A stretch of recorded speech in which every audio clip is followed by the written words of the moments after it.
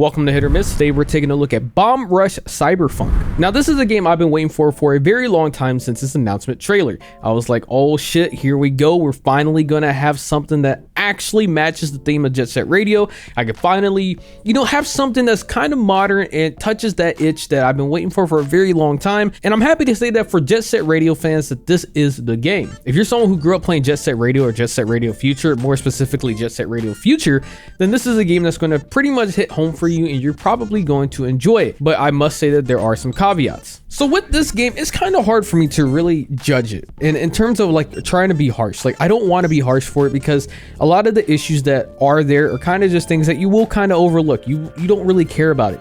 And the reason why I bring up these issues are because these reviews are not just meant for, hardcore or people like me who just really enjoy Jet Set Radio. This is still supposed to be for casual people as well too. People who may never have played Jet Set Radio at all and they want to look at this as maybe their first way to get in that door. So for this review, what I'm going to do is I'm going to start off with the negatives first, and they're not even like hardcore negatives. It's just kind of like neutral slash, I guess it's almost kind of like a preference point, but they are still negatives in my personal opinion. And then we'll go over to the positives. So one of the biggest issues that I have with this game is just the combat. I think the combat is useless. It doesn't serve a point in this game.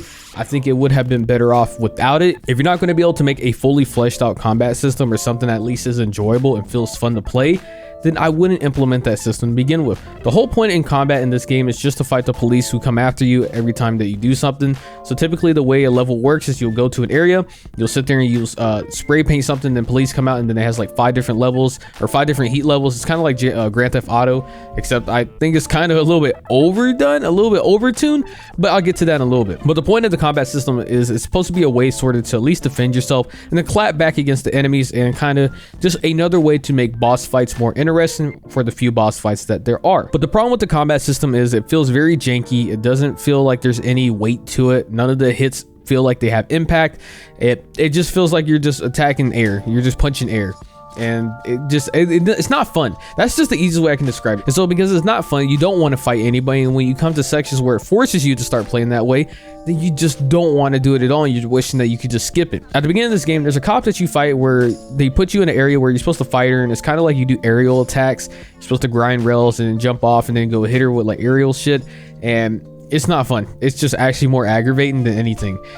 Like, it's not even like a skill issue or anything, to be honest. Like, I got it done, I beat the game, but it just wasn't fun. It was just more irritating because it's like, why am I having to do this? Why isn't there like a better, more thorough, thought out combat system that at least feels fun to play, instead of me sitting there just pushing like the same button a couple times and then hoping that I hit the little quick time window, which every time you hit an enemy after you do like a certain amount of moves, then it pushes the enemy back, and if you hit it within like a split time second, then you can sit there and do a graffiti attack where you can sit there and draw a graffiti design on that enemy. And sometimes it finishes them off, sometimes it doesn't, but it doesn't really help either. That's also a nuisance, trying to get that on point as well too. So it's just pretty irritating all around. The combat system, I think this game would have been better off without it. I think it would have been fine being just like Jet Set Radio Future and not having any combat, and instead the only real combat you have is when you speed boost into someone, because this game gives you an air pack or a jet pack, and so pretty much you can sit there and boost your way to go faster. I think that would have been a better option to have just for knocking people down, instead of implementing a weird, in my opinion, janky combat system. Another thing was the soundtrack, but it's not for the reason that you might think. I actually love the soundtrack. I think it's amazing. I looked at their OST and saw that shit has like 30 songs, and that's amazing. I am so happy for that because a lot of the songs are bangers. But the problem is when you go to every single level or every single stage, it has like a handful of songs that it plays over and over and over. And while I love those songs and they're great, it does get repetitive, especially when I was finishing up the game. I was on the last stage. I was trying to play through and I kept hearing the same 3 songs on repeat over and over and over. And I'm like, how does this game got so many songs, but this is all it's going to play for me? I feel like as you progress in the game, if you're not going to sit there and have a lot more songs for each stage that you go into, you might as well just have your collection build up as each stage that you go to, the songs that you had in your previous stage now follow you to the next one and to the next one. And then you just have like this big repertoire of songs that just get cycled out when you make it to the final area, instead of just a handful of songs that is supposed to fit the theme of the area that you went to. I'm not gonna lie, it started to drive me kind of mad when I was sitting there hearing like the same, because I'm not even bullshit you, on the last stage it was just 3 songs, and I knew it because I kept hearing the same cycle. It was just so frustrating. Hopefully down the line they add a patch that just cycles more songs into the areas that you go to. I know someone's gonna sit there and say, well, you could just go collect more songs. And I'm like, yes, I've collected songs, but still that doesn't change anything because it's still the same 3 fucking songs I hear for that specific area. If I gotta sit there and drive around for 20 minutes, go looking for shit, and then I find one song, whoop doo, I got 4 songs now that cycle through. If I've already unlocked a whole bunch of other songs from other stages, I should be able to have all those songs cycle out through the next one. Because it's clear this game has a lot of songs, it's just I wish they would have used them. And one last negative I have, if you even want to call it a negative at this point, it's just I wish the areas had more life to it. Like, the areas look great, I think it looks beautiful in terms of, you know, going for the style of trying to match Jet Set Radio and being a spiritual successor, but I do think that there could have been a lot more life added to those areas. A lot of them just feel like pretty open areas with just people sprinkled around or like little NPCs, but that's it. To me, that's not adding life to a stage. To me, that's trying to cover up the lack of life in the stage when all you do is just throw character NPCs around. And there's not really like a lot of crazy activities going on. Yes, there are some points that I remember seeing where you had like a car crash going to a different stage and you see like these people there. Like, there are things there, but it's just, I want it more. I guess that's what I'm trying to say. I just want it to have more life there instead of it being kind of like barren, not barren, depending on where you were at the game. I think a good way to fix that problem would be just to have more ambient sounds, just have like random activities, maybe just a couple more people sprinkled around just like actually doing activities. I think that would have helped out the game immensely just for adding more life to the world. Because that was something I noticed playing this game, is the sound effects, the ambience, it's not really there. Like, it's there, but it might be like really quiet, really low, and it becomes very apparent whenever you go to a cutscene and the music cuts out, and then you notice that it's just like pure silence until something happens on screen when the characters talk. Then you're like, oh shit, oh hey, my audio didn't cut off. I think if they would have added some more ambient sounds and just have like just random activities going on in the background, well, there's construction noises or car honking, you know, just different things, at least that's more present, that's noticeable.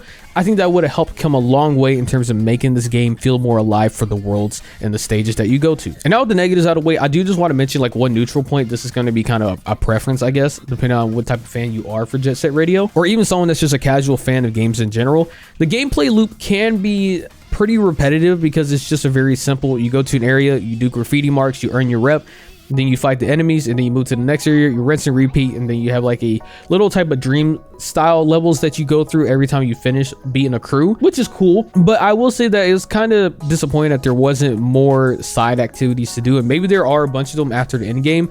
I can't say for sure. I beat the game and now I'm making a review, but at least playing throughout the game, the only thing you can really do is go and collect collectibles and then do graffiti on walls, and that's about it. There isn't really anything that I could find akin to like side missions or, you know, anything. I'm not saying it needs to be like open world or anything like that. No, I'm just saying more activities other than just having your simple gameplay loop of go to this area, spray graffiti, fight enemy, play cutscene, go to dream world, rinse and repeat, go to the next area. It just would have been nice to have something that mixed up the formula just a little bit, just to give you something to kind of take a break from that before you go back to doing the main gameplay loop. That would have been nice. For me, it didn't personally bother me to the point where I wanted to drop the game because I'm used to it. That's kind of what I came into it expecting. But if you're someone who is coming into this game not knowing anything at all, then that might put you off. But besides all that, everything else in this game is great. I do enjoy it. The story mode, it is what it is. It's not terrible. It's not amazing. At least there's something to at least follow. So it just gives, I guess, more purpose to the game that you're playing instead of just being like a sandbox simulator where you just run around, spray graffiti all day. So that's cool. Again, the story, it has a couple twists, couple plot twists here and there. Some might catch you off guard, some might not.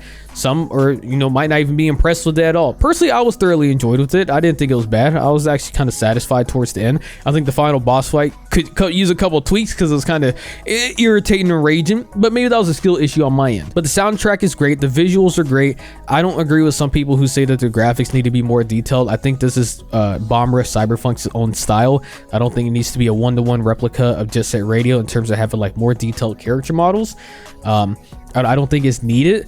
It would have been nice, sure, but this is still like a distinct art style for this game, and I think it's good on its own like that. I think having the option to use either skateboards or roller skates or using a BMX bike, I think that's a nice change to have your own preference. I do wish though that the character that you chose would have been nicer to be able to keep playing throughout the entire game, but the game kind of shoehorns you and like it gives you the option to switch to other characters, but they don't let you stay playing that character. When it comes to the story beats, and let's say you start to fight another crew, it changes you back to the main character Red, and then you're forced to play as him for a good minute, which is understandable because of how the story's set out, but it does feel kind of underwhelming to sit there and give you the option to choose different characters to play as, but then you get forced to go back to another character later on once you make it back to a certain point in the mission. I also do kind of wish that there was voice acting as well in this game, at least something. It didn't have to be a lot, but I think that would have came a long way as well from my earlier point talking about adding life to the world. If you would have had something, just, I don't know, it doesn't have to be a Professor K knockoff. It could have just been anything, just a voice that people can tie to Bomb Rush, like people tie Professor K to Jet Set Radio. I think that would have helped as well too, just to make the world feel more alive, like a narrator, just someone that's kind of like overseeing the whole world. We got this group, the Bomb Rush crew. They're coming here, taking names and taking over boroughs. They're coming in, going hard, you know, something like that. Just like the overarching narrator, someone that people can find likable as a character that they're just keeping track with throughout the game. It's not needed, but I think it would have helped for adding life to the game. And with all that being said, I still think this game is a hit. I'm already going to tell you straight off the bat, the game is a hit. I think it is worth a play. I do think though the price tag is a little steep though for what you get, but I think it comes up to a preference based situation. If you've never played Jet Set Radio at all, I do not recommend playing this game for 40 bucks. If you are big on nostalgia, you love Jet Set Radio, you're a big fan, I think it's worth 40 bucks for the most part. And if you're wondering how long the game takes to beat, for my playthrough specifically, it took me about, I want to say 8 to 10 hours tops. So it wasn't too long. I kind of spent some time exploring around, just trying to get as much graffiti as possible, but not lingering too much just for the sake that I was streaming the game as well too. So I didn't want to just spend all day doing just different graffitis everywhere. But I would say your average playthrough, depending on how long you take, it can go anywhere from like 8 to 14 hours. I know it's like a wide time span, but realistically, it'll probably take you about 10 hours tops. Again, you just kind of have to know what you're coming into. I don't like the idea of comparing all the time, like this game is $40 versus this one's $40. What do you get? This one gives you all this stuff, but this one doesn't. I get the comparison at times that people do, but I don't always think it's accurate. And with this game, I think you're coming in pretty much paying for the nostalgia. You're paying for the experience of having a banger soundtrack and just being able to relive Jet Set Radio, at least in a modern port almost. Something with at least HD graphics. It has updated gameplay mechanics. It pretty much kind of builds a little bit off the formula of the previous Jet Set Radio.